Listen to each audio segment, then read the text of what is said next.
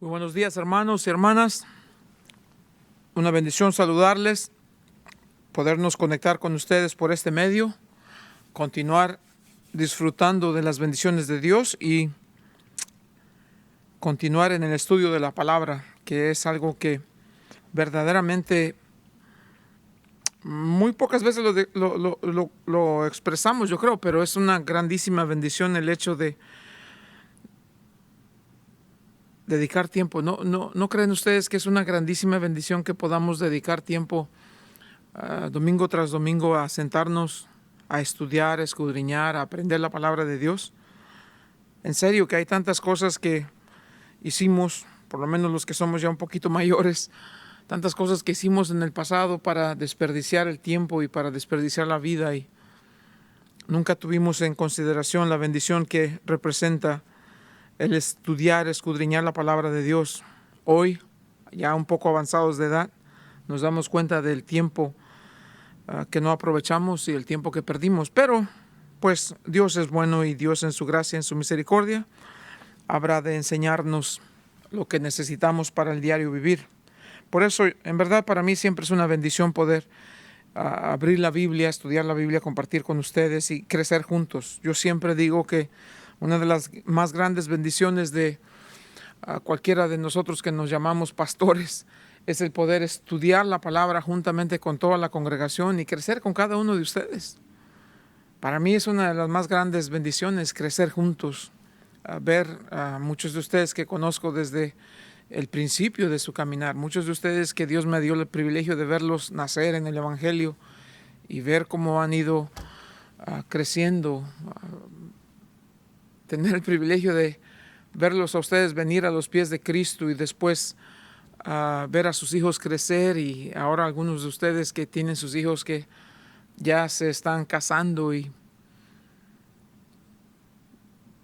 algunos de sus hijos que venían niños todavía a los servicios y hoy ya son hombres y mujeres, padres de familia. Una gran bendición. Por eso digo, es una grandísima bendición para uno el crecer junto con todos ustedes, porque somos eso, una familia, ¿no? Y crecemos juntos y aprendemos a amarnos y aprendemos a tolerarnos, porque somos cristianos, pero no somos perfectos y cometemos errores y ofendemos y hacemos cosas que no le agradan a los demás, pero por encima de todo está nuestro amor por Dios, que nos hace amarnos unos a otros, respetarnos y tener el gozo de ver cómo Dios les ha bendecido a cada uno de ustedes. Es una gran bendición.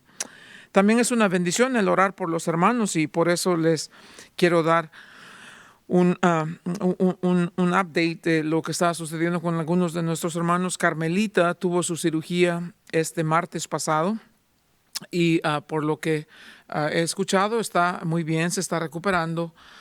Muchas gracias a ustedes que han orado por ella y por su familia. Ha sido una bendición para ella saber que ustedes están orando en distintos países. Por nuestra hermana también Carmen en Ecuador, que ustedes sigan orando para que Dios le dé sabiduría y en esta nueva etapa de su vida que ha emprendido, y que Dios la guarde y la proteja a ella y a sus hijos. Por nuestra hermana Dalila en Perú también, que Dios siga protegiendo su salud, que siga guardándole y que por todos, que Dios siga mostrándonos su voluntad, fortaleciéndonos en el caminar con Él, y que Dios siga haciendo en nosotros como a Él le place y lo que está dentro de sus planes y propósitos. Una gran bendición, en verdad, el saber que hay gente que ora por nosotros. Gracias a muchos de ustedes que me preguntaron por la salud de mi madre, que está bastante mejor, y gracias por eso, gracias por su preocupación y gracias por sus oraciones. Entonces, oramos y volvemos ya al libro de Romanos. Ya era tiempo, ¿no?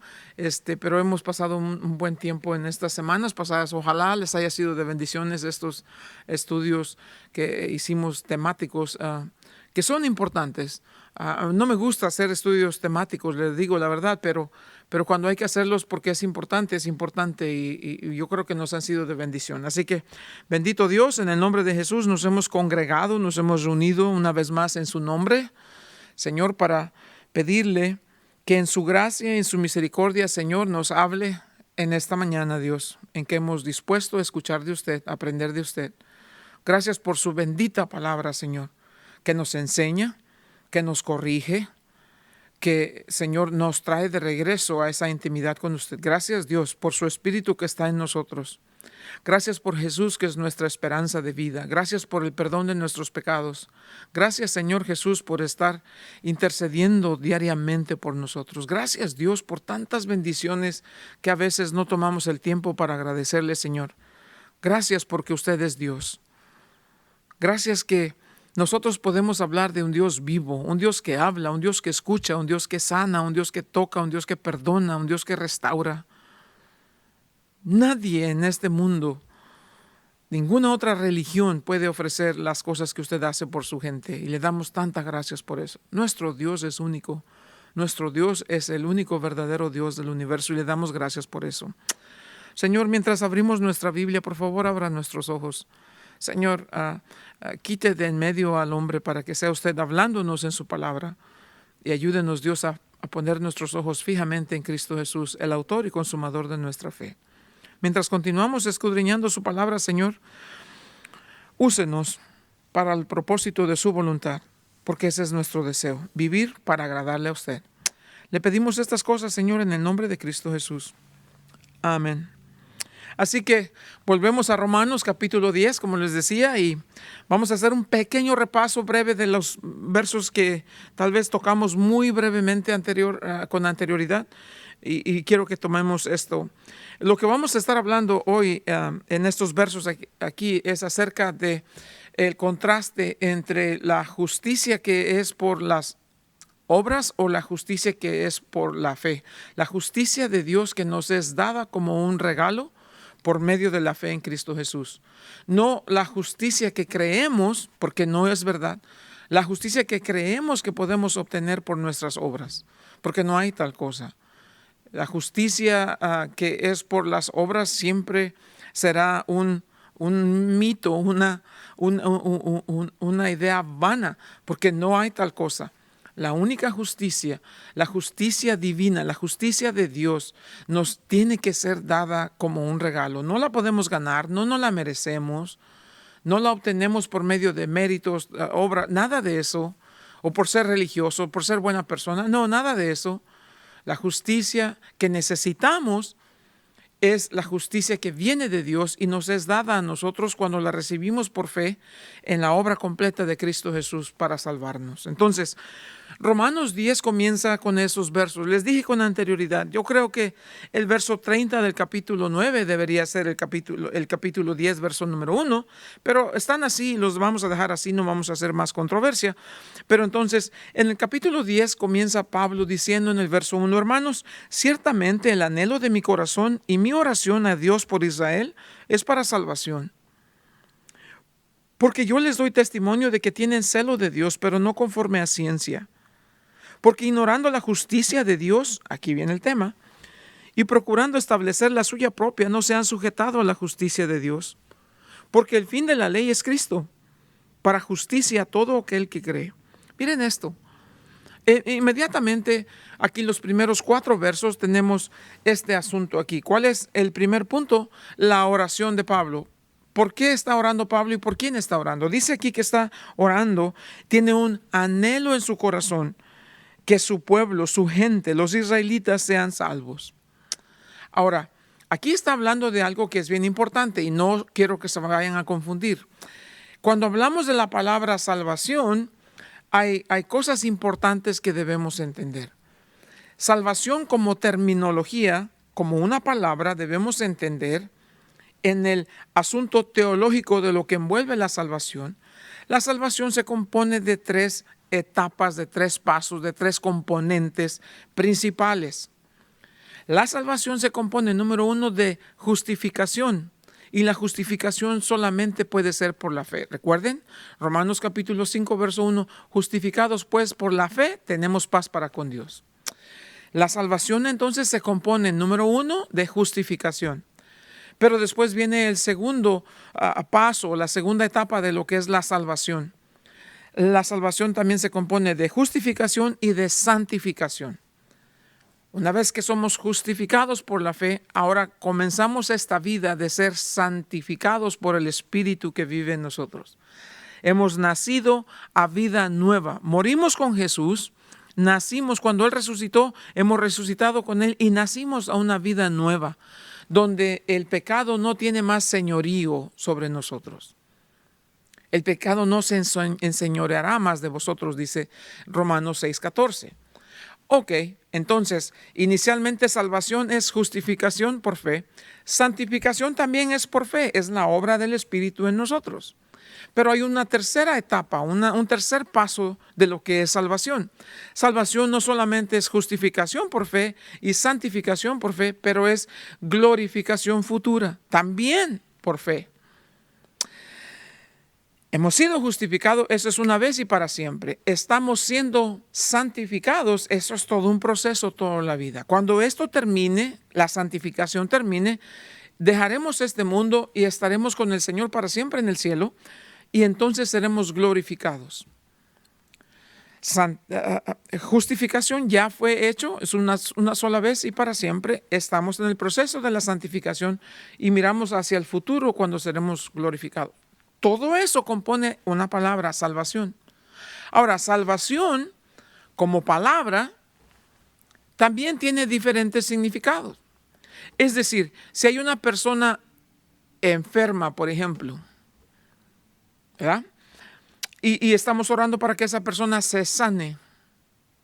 Y Dios va a usar los medios que quiera. Puede ser un milagro Dios y sanar a esa persona.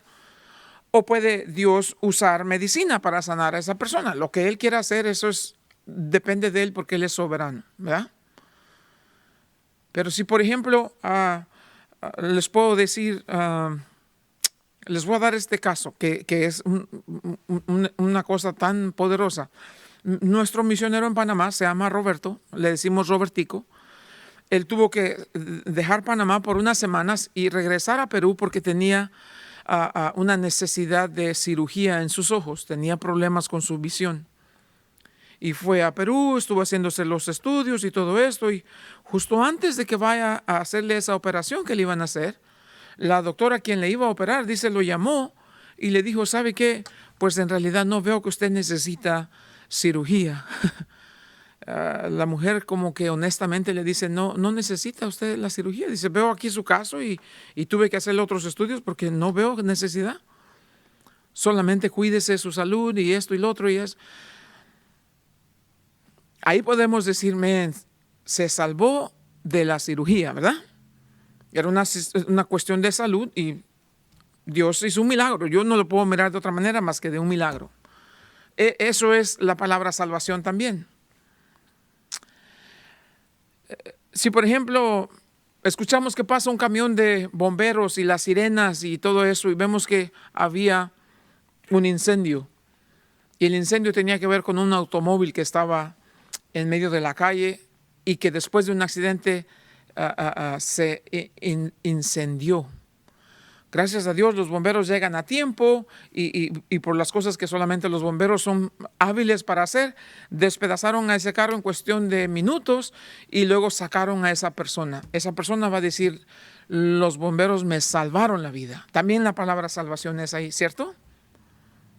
Entonces, la salvación tiene estos diferentes significados. Estamos hablando de la salvación en cuanto a vida eterna, ¿verdad? Justificados por la fe, santificados, glorificados, eso es salvación para vida eterna. Entonces, aquí Pablo está hablando, y les digo esto, no quiero que se me confundan, pero debemos aprender a diferenciar de qué está hablando. Cuando comenzamos el capítulo 9 de Romanos, les dije, el capítulo 8 de Romanos termina diciendo, Pablo, dice, ni lo alto, ni lo profundo, ni ninguna otra cosa creada nos podrá separar del amor de Dios que es en Cristo Jesús, Señor nuestro. El primer verso del capítulo 8 dice, ahora pues no hay ninguna condenación para los que están en Cristo, los que no andan conforme a la carne, sino conforme al Espíritu. Ok, entendemos ese punto, ¿no? Ahora bien, ya entendemos que eso trata con el asunto de salvación, vida eterna, santificación, capítulos 6, 7 y 8. Aquí Pablo está diciendo, capítulo 9, capítulo 10 y capítulo 11, todo lo que tiene que ver con la justicia de Dios en relación a la nación de Israel.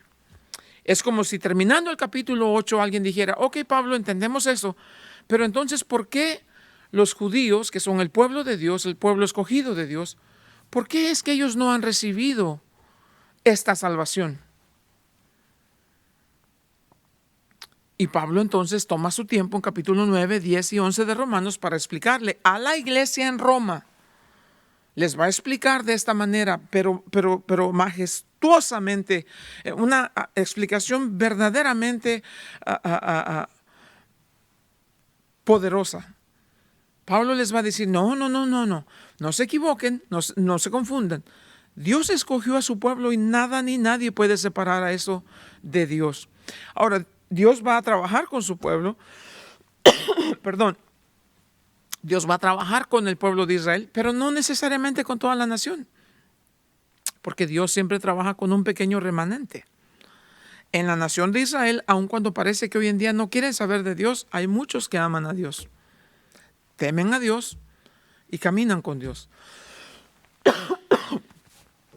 Entonces dice, no, Dios está obrando, Dios los escogió, Dios no los va a perder, no se equivoquen.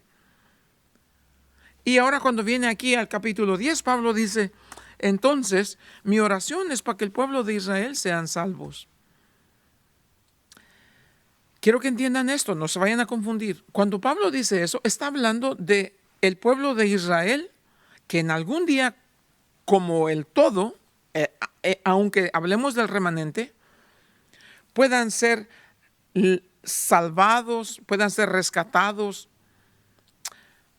por Cristo Jesús, que sabemos en un momento no menos indicado, en cualquier día puede suceder, lo que conocemos como el rapto de la iglesia, donde Jesús venga por sus fieles y los saque de este mundo. Todos los cristianos, los creyentes, los verdaderamente creyentes bíblicos, que Jesús venga y no viene como segunda vez a vivir, a caminar en este mundo, sino en las nubes nos reuniremos con Él. Él viene a rescatar, a sacar a su iglesia, a raptar a su iglesia.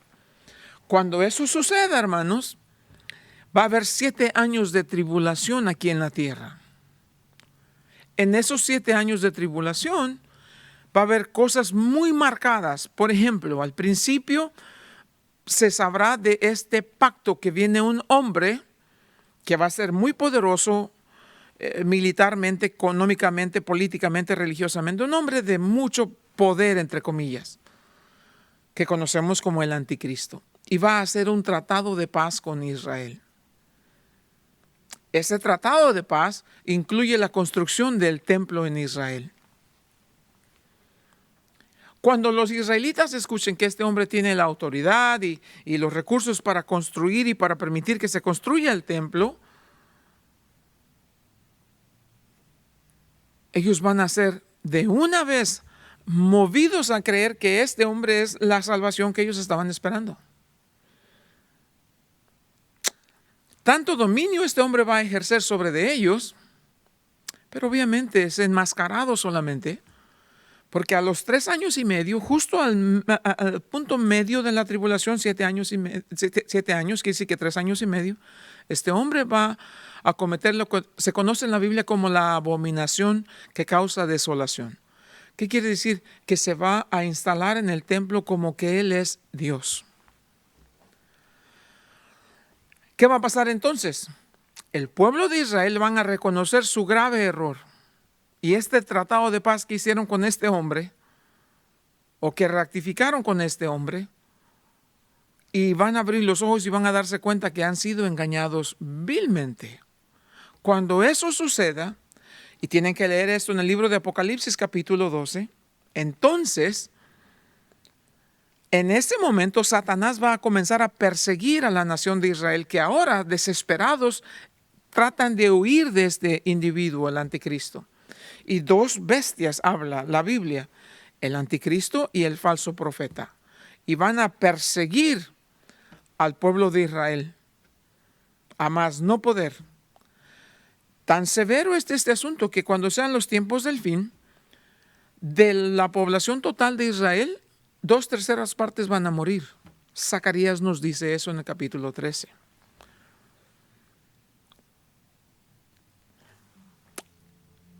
En su huida, en su desesperación, Jesús les dijo, cuando escuchen que esto, huyan a los montes. Y cuando ellos están huyendo a los montes, entonces aparecerá la venida del Hijo del Hombre, dice la Biblia, Cristo Jesús. Pero no sin antes el pueblo de Israel tienen que pronunciar, y les voy a leer esto para que no se confundan. Están poniendo atención, ¿verdad? Porque esto es importantísimo. A lo mejor estarás pensando, esto es complicado. No lo es. Es cuestión de poner atención.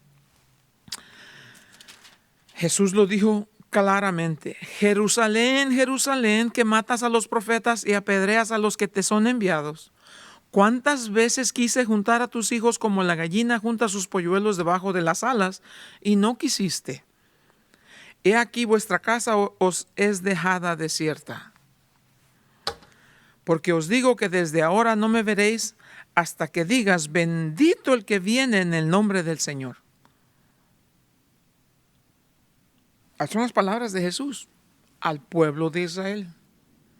Porque lo rechazaron, porque no lo recibieron, porque no se humillaron, porque no entendieron que Él es el Mesías que venía primero a dar su vida por nuestros pecados, y lo rechazaron.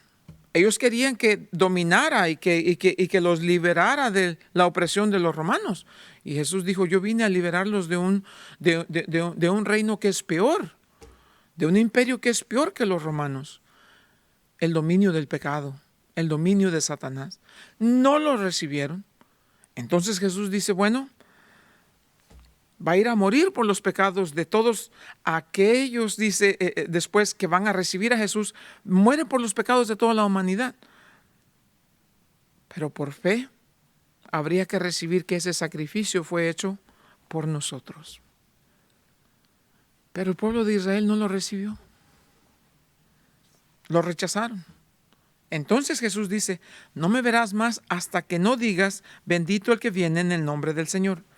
Pablo, entonces, de hecho, en el capítulo 10, está hablando con eso, entendiendo y dando por hecho que estos son puntos que la iglesia en Roma entiende y conoce, porque son dados estas cosas en el Evangelio de Mateo.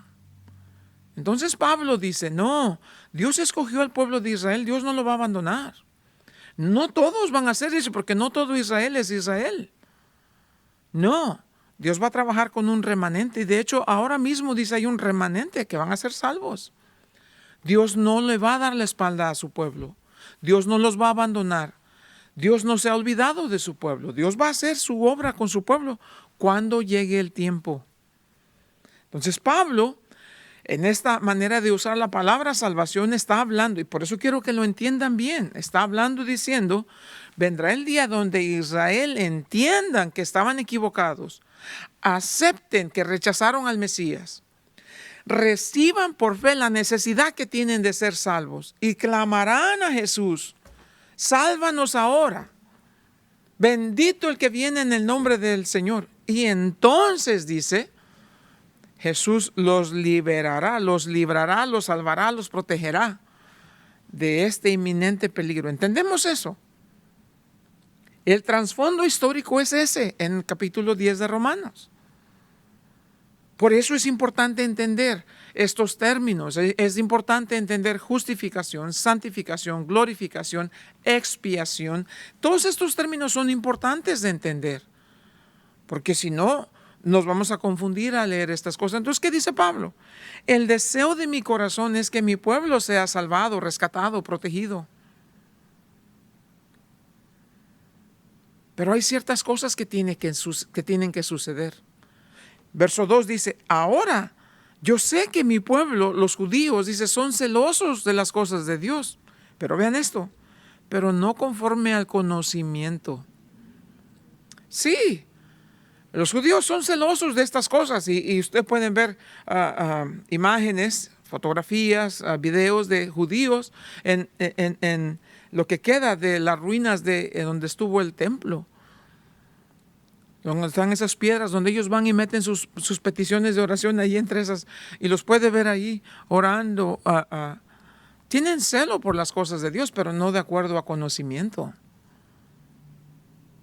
Y quieren un templo, quieren volver a ofrecer sacrificios, quieren y tantos preparativos. Si usted entra en el internet y busca lo que es esta organización que tienen, se llama el Instituto del Templo, y vea las cosas que han estado preparando. Han preparado los utensilios, los que son de oro, los que son de plata. Han preparado la vestimenta de los sacerdotes, de los levitas. Han preparado levitas por muchos años. Han estado trabajando en muchas partes, particularmente en Texas, en los Estados Unidos, cómo producir este becerro, que sea un becerro único, un tipo único, para que puedan ofrecer en el sacrificio. Han estado preparando todo esto, pero sin conocimiento. Si no se les ha olvidado cuando Jesús murió colgando en la cruz, dice que cuando Él dijo consumado es, pagado en su totalidad, en realidad la palabra fue tetelestai. Dice, en el momento de eso, entregó su espíritu y el velo del templo se rasgó en dos, de arriba a abajo. ¿Y por qué los judíos están empecinados en otro templo? Cuando Dios dijo, ya no hay necesidad. El sacrificio que hizo expiación por el pecado ya fue hecho una vez y para siempre, dice el libro de Hebreos. Jesús ya vino a morir por nuestros pecados. Ya no hay necesidad. Los sacrificios del templo era para que el pueblo se acordara lo horrible de tu pecado y la necesidad de que una víctima muriera en tu lugar. Eso era el significado de los sacrificios en el templo. No lo entendieron. El templo se dividía en lugar santísimo, donde estaba el arca, y los querubines sentados en la tapa del arca, que era el propiciatorio, y donde el sacerdote rociaba la sangre. Nadie podía entrar al lugar santísimo, solamente el sumo sacerdote, y una vez al año. Se dice que amarraban una soga a su cintura y unas campanitas en su vestido. Cada vez que se movían, las campanitas sonaban. Si de repente se quedaba silencio todo y ya no se oía más el mover de las campanas, algo había pasado. Si el sacerdote entraba ahí, había pecado en él, moría. Por eso estaban en una soga, porque ¿quién quería entrar ahí? Cualquiera que entrara iba a morir también. Entonces, si no se veía ruido, lo iban a jalar con esa soga. Pero cuando murió Jesús, el templo se rasgó de arriba a abajo, dice Dios. Ya no hay necesidad de esto, no más. Jesús, el sacrificio, una vez para siempre, fue presentado y su sacrificio fue aceptado, porque murió, pero al tercer día resucitó. Cuando Jesús resucitó, era Dios diciendo amén. El sacrificio fue aceptable. Pablo dice, mi pueblo siguen empecinados en hacer todas estas cosas por tradición religiosa, pero no por conocimiento. ¿Entendemos? Ahora, para nosotros que venimos de un trasfondo católico es fácil entender esto, ¿no es cierto? Cada año, cuando va a comenzar la cuaresma, es esa cosa que ponen en la frente y la gente hace esto, la gente hace esto, la gente hace aquí, que se celebra la Santa Cruz, que se celebra de esto, que se celebra aquí, que se celebra allá, que se celebra... Tienen celo por las cosas de Dios, pero sin conocimiento, porque les preguntas, la mayoría de ellos no saben. No saben. Pablo dice, si mi pueblo va a ser rescatado, si mi pueblo va a ser salvado, necesitan cambiar esa actitud. Dice aquí el verso 2, yo les doy testimonio de que tienen celo de Dios, pero no conforme a conocimiento. Verso 3, porque ignorando la justicia de Dios, procuran establecer la suya propia. Justificado por la fe, tenemos paz para con Dios. ¿Y cómo podemos ser justificados por la fe? Solamente por la vida de alguien que es en sí mismo justicia. ¿Quién es Cristo Jesús? Es justo. ¿Por qué es justo? Porque no pecó nunca. Dios nos reveló su justicia, su santidad, su perfección en la persona de Cristo Jesús. Dios se hizo carne en la persona de Cristo Jesús. Por eso dice la Biblia que vendría aquel que sería Dios con nosotros. Sería llamado Emmanuel, Dios con nosotros. Juan capítulo 1 dice, en el principio era el verbo era con Dios y el verbo era Dios.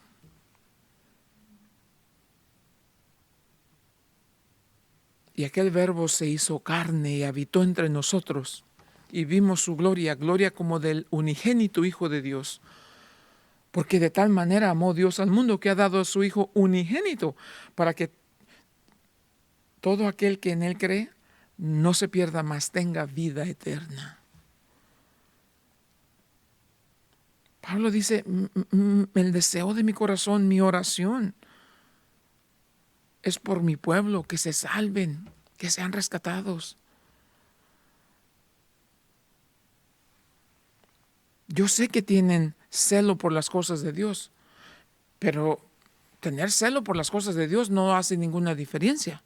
Es decir, los musulmanes, hoy en día usted escucha la televisión, en las noticias, decir que un jovencito se ató una serie de explosivos en su cuerpo y entró a la ciudad de Jerusalén, por ejemplo, y se reventó y matando así a no sé cuántas personas.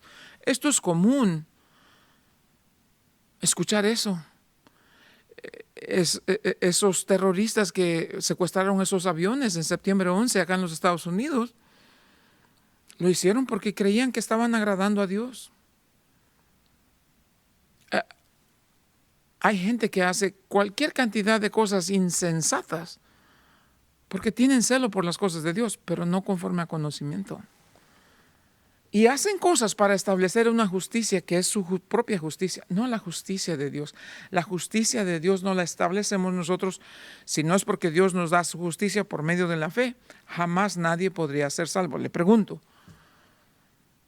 A ver, aquí viene la pregunta con opción múltiple. ¿Ok? Pongan atención.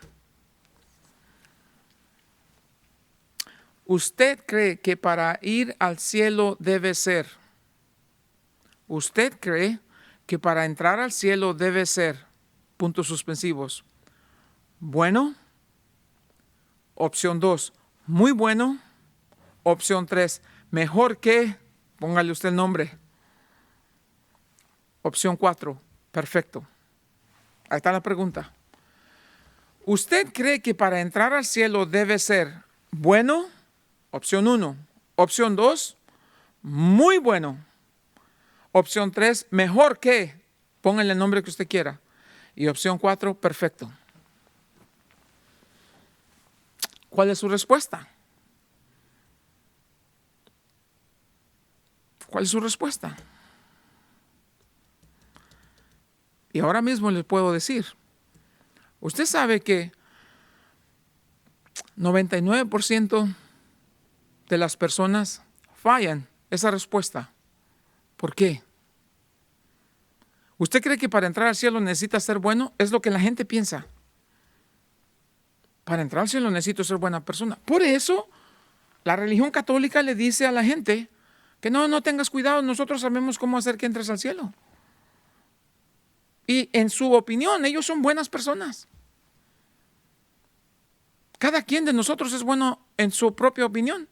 Y siempre nos consideramos y nos comparamos con alguien más con quien sabemos que somos mejores.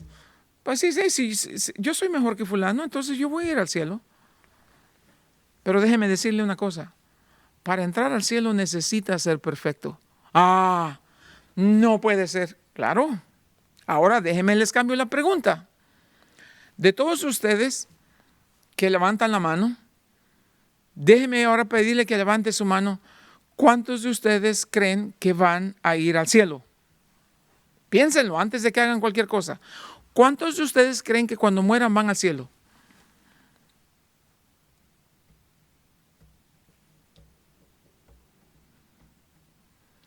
Claro, estamos aquí, todo el mundo va a querer decir que levanta la mano para que no piensen que, ¿verdad?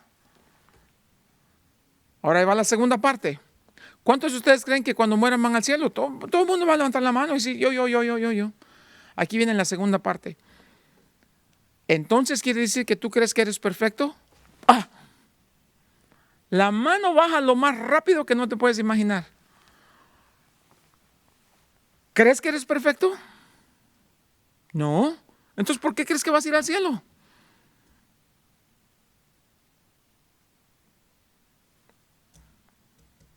¿Viste? Esta es una manera tangible, una manera real de ponernos en realidad frente a frente con Cristo Jesús y considerar. Entonces, basado en lo previamente dicho, ¿crees que vas a ir al cielo cuando mueras? Sí. ¿Crees que eres perfecto? La mayoría. No. Entonces, ¿vas a ir al cielo o no? No sé, ahora no sé. ¿Cómo que no? Y la realidad es esta, de que si por fe has recibido la justicia que viene por fe en Cristo Jesús, entonces cuando yo te diga, ¿crees que cuando mueras vas al cielo? Tú deberías decir sí. Entonces, ¿crees que eres perfecto? No, no soy perfecto, pero sí estoy en el que sí es perfecto. Él es mi Salvador. Estoy en la justicia. No me voy a presentar delante de Dios creyendo que yo soy perfecto porque no lo soy. Y por eso, porque no soy perfecto, necesito un Salvador. Y cuando me presente delante de Dios, gracias a Dios por su gracia y su misericordia, que cuando me presente delante de Dios no me voy a presentar solo por mí mismo, me voy a presentar en la persona de su Hijo amado Cristo Jesús, que sí es perfecto. Él es mi Señor, Él es mi Salvador. Y el momento que creí en Él por fe, Él me ha vestido, me ha cobijado completamente de la cabeza a los pies con su perfecta justicia. Y por eso, una vez justificado por la fe, tengo paz para con Dios. Esa es la manera que deberíamos contestar. Y Pablo dice, esa no es la manera que mi gente contesta, esa no es la manera que mi gente piensa. Creen que por hacer esto, hacer aquello, hacer aquí, hacer allá, que por eso ellos se han dado una justicia que es su justicia propia. Pero se equivocan, porque la ley dice, escucha lo que te voy a decir, ¿ya? No vamos a avanzar mucho, no importa. Lo que quiero es que quede bien claro lo que les estoy diciendo, porque hay mucha confusión en el cuerpo de Cristo, en la iglesia. En Levíticos capítulo 18, habló Jehová a Moisés diciendo, habla a los hijos de Israel y diles, yo soy Jehová vuestro Dios. No haréis como hacen en la tierra de Egipto, en la cual morasteis, ni haréis como hacen en la tierra de Canaán, a la cual yo os conduzco, ni andaréis en sus estatutos. Mis ordenanzas pondréis por obra, y mis estatutos guardaréis, andando en ellos, yo Jehová vuestro Dios. Por tanto, guardaréis mis estatutos y mis ordenanzas, las cuales haciendo, el hombre vivirá por ellas.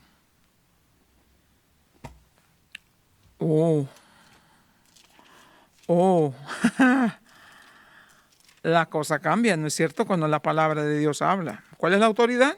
La palabra de Dios.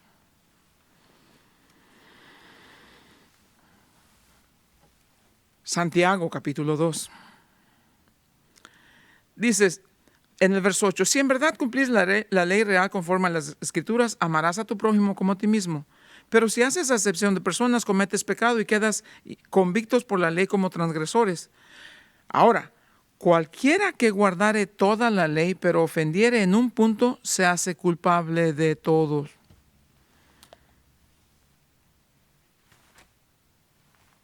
¿Cuál es el punto? No, pues la cosa está difícil. Pablo le está diciendo a la iglesia ya son salvos. Esto no es para que se salven. La iglesia son salvos. La carta fue dirigida a la iglesia en Roma, a los romanos. En un día de la semana alguien vino y les dijo, hey, en tal día nos vamos a reunir a tal hora porque llegó una carta de Pablo y el anciano la va a leer. Entonces reunámonos. Se juntó toda la iglesia allí y empezaron a leer la carta. Oh, cómo quisiera estar con ustedes, capítulo 1.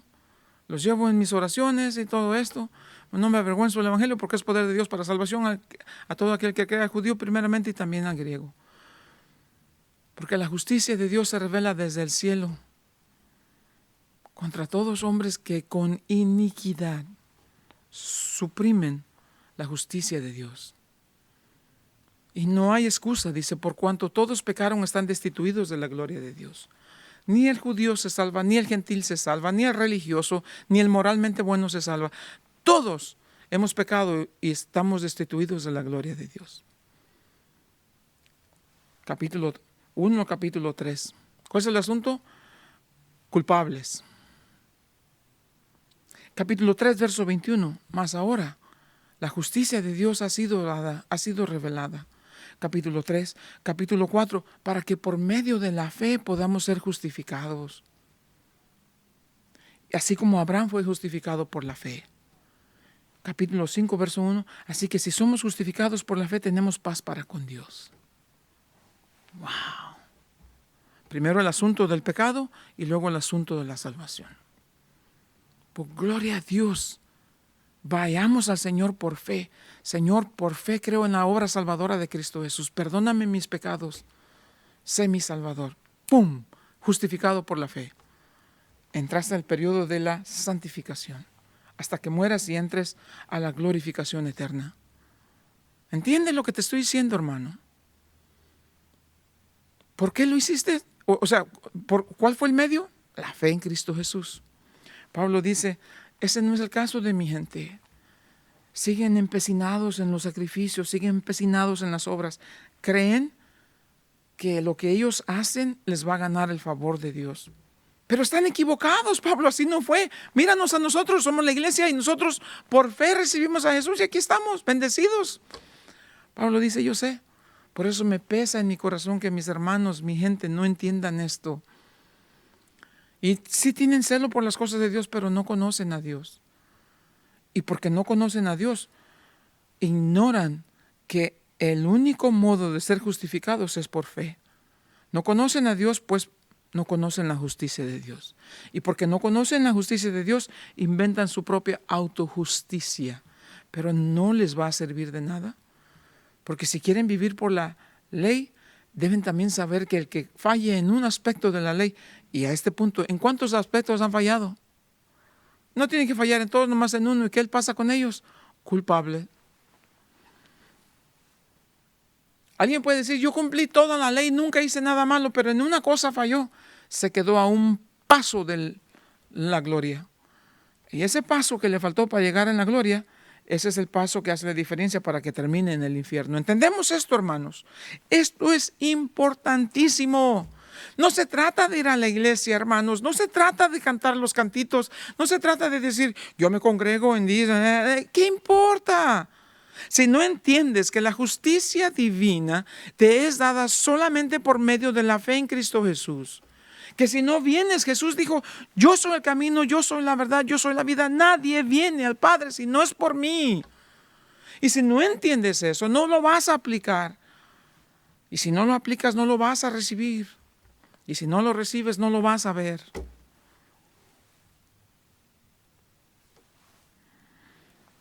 Ignoran la justicia de Dios. ¿Cómo podemos recibir la justicia de Dios? Por fe solamente y solamente por fe. Efesios 2, 8 y 9. Porque por gracia sois salvo por medio de la fe, y esto no de vosotros, no por obras, para que nadie se gloríe. Es un don de Dios, dice. Entonces, ¿qué es lo que Pablo dice? Mi deseo es que deje mi gente, deje el pueblo de Israel de tratar de establecer su propia justicia, porque no la van a recibir la justicia de Dios. Mientras se sigan empecinados en establecer su propia justicia, no van a recibir la justicia de Dios. Ahora, esto no era nuevo para ellos, ¿ok? Esto era algo que ellos sabían muy bien. Isaías 53, ¿quién ha creído nuestro anuncio y sobre quién se ha manifestado el brazo de Jehová? Y luego dice, despreciado, desechado entre los hombres, varón de dolores, experimentado en quebranto, y como que escondimos del rostro, fue menospreciado, no lo estimamos.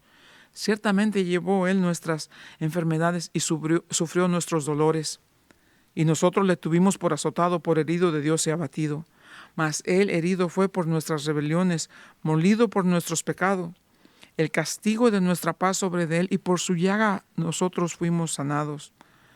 Todos nosotros nos descarriamos como ovejas, cada cual se apartó por su camino, mas Jehová cargó en él el pecado de todos nosotros. Vean esto.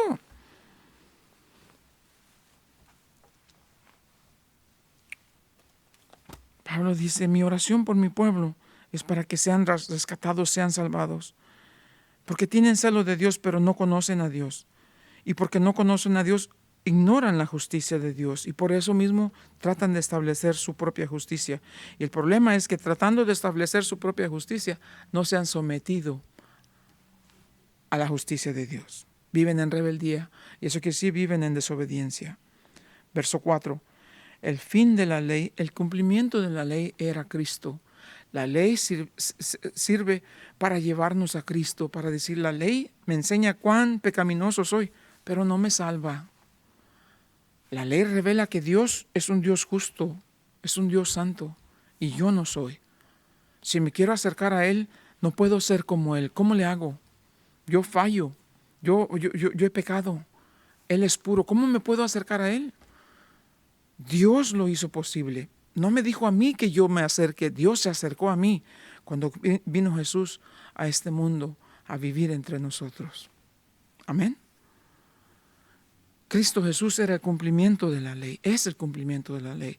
La ley me debió haber dejado de rodillas, clamando a Dios arrepentido, diciendo, Señor, entiendo mi pecado, reconozco que soy un pecaminoso hombre, malvado de mis pensamientos, de mis obras, de mis acciones. Señor, necesito, por favor, que me perdones. No hay manera de que yo pueda hacer nada por mí mismo. Perdóname. Lávame de mi maldad, Señor. Y Dios en el cielo me va a decir exactamente, por eso te di a mi hijo que muriera por ti. Por eso te lo di para que llevara tus pecados. Por eso te lo di para que tomara toda tu culpa en la cruz. Por eso te lo di, para que por su llaga fuera sanado, espiritualmente hablando. Amén. Yo creo que tenemos que dejar ahí porque no nos daría. Regresamos la semana que viene y tomamos el verso 4 y avanzamos hasta el verso 13. Mientras tanto, ¿qué hacemos, hermano? Que por favor lo que conoces de religión no te aparte de buscar una relación personal con Cristo Jesús. Deja a un lado lo que crees que te justifica, lo que crees que te hace buena persona, lo que crees que te da cualquier privilegio, porque no hay tal cosa. La realidad es que Jesús dijo, vine a buscar no a los justos, sino a los pecadores. ¿O que sí que había justos? No, pero hay muchos que se creen justos. Y no es hasta que no el hombre sabe que está perdido. Hace años atrás, muchos años atrás, un hombre aquí en los Estados Unidos, muchos años atrás, entró a un banco a robar y en su huida disparó y terminó matando a un guardia. Y luego estuvo muchos años en la cárcel. El presidente de entonces dijo que la evidencia apuntaba que el hombre en realidad no lo quiso matar, sino que era como un accidente. El presidente entonces le extendió un perdón. Y el hombre iba a morir ahorcado. Pero el presidente le extendió el perdón y le dijo, no, puede salir, se sabe que no era pues la intención de él de hacer eso, ¿verdad? Ni nada. Total, el caso. Cuando le llevaron la noticia al hombre, al prisionero, le dijeron, mira, el presidente te ha otorgado un perdón para que no seas ejecutado y puedas salir en libertad. El hombre dijo, no quiero.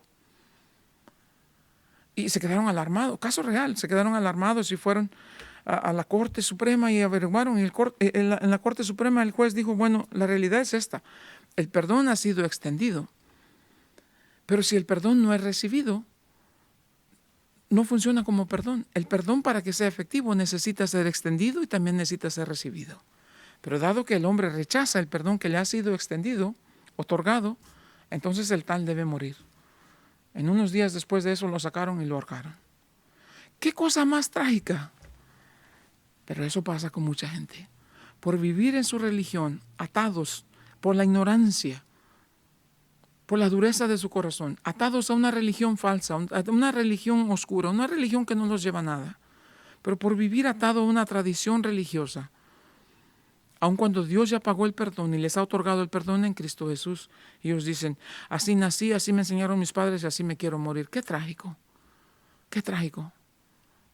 Porque van a tener toda una eternidad en el infierno para reconocer que estaban totalmente equivocados. Eran sinceros, sí, pero sinceramente equivocados. Que no sea el caso con nosotros. Si hay alguien entre ustedes que me está escuchando, puedes decir, Señor Jesús, te pido que me perdones. No voy a rechazar tu perdón. Si me perdonas, yo lo recibo porque lo necesito. Gracias que viniste a este mundo a tomar mi lugar, a morir por mi pecado. Gracias que me das salvación y vida eterna. Gracias por amarme tanto. Tanto me amas que fuiste capaz de morir por mí. No entiendo. Qué grande es tu amor, qué grande tu misericordia. Pero yo recibo tu perdón y te doy las gracias porque me aceptas hoy y me haces un hijo de Dios. Por fe en tu nombre, Señor Jesús, ahora voy a salir de este lugar siendo un hijo de Dios, solamente por mi fe en ti. Gracias, bendito seas. En el nombre de Cristo Jesús. Amén. Nos vemos la semana que viene. Dios les bendiga.